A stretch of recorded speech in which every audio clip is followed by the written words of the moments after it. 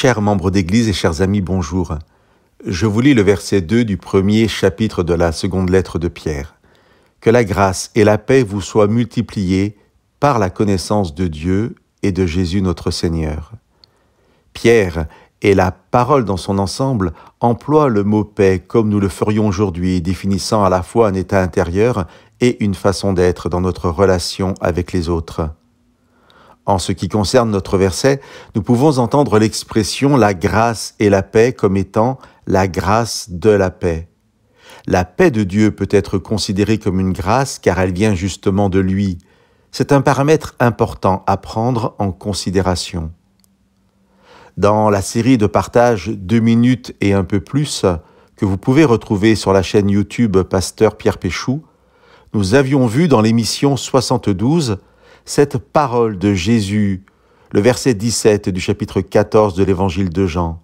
« Je vous laisse la paix, je vous donne ma paix. » Et je vous disais que la promesse nous invite non pas à rechercher la paix comme si nous ne l'avions pas, mais à découvrir la paix que Jésus a mis en nous et que peut-être nous ignorons, c'est-à-dire que nous n'arrivons peut-être pas à vivre. Aujourd'hui, l'épître de Pierre nous précise que cette paix peut être en abondance par la connaissance de Dieu et de Jésus. Pierre va lier le développement de notre paix à une meilleure connaissance de Dieu. Cette fameuse connaissance qui, nous dit Jésus, est garante de notre liberté. Vous connaîtrez la vérité et la vérité vous rendra libre.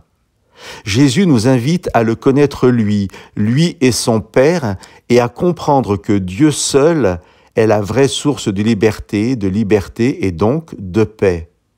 Car la paix que Jésus nous assure nous avoir donnée et que Pierre nous invite à multiplier par la connaissance de Dieu, cette paix n'est-elle pas aussi garante d'une certaine forme de liberté ?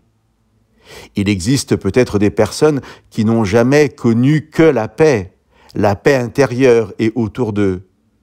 Ces personnes existent peut-être, mais je ne les ai jamais rencontrées. Il existe surtout des personnes qui ne sont plus en guerre, qui l'ont été, mais qui ont connu la libération, des personnes libres parce que libérées.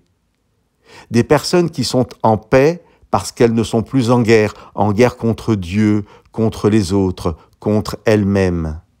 Chers amis, que la grâce et la paix vous soient multipliées par la connaissance de Dieu et de Jésus notre Seigneur, et que vous soyez libres dans le Seigneur. Que Dieu vous bénisse.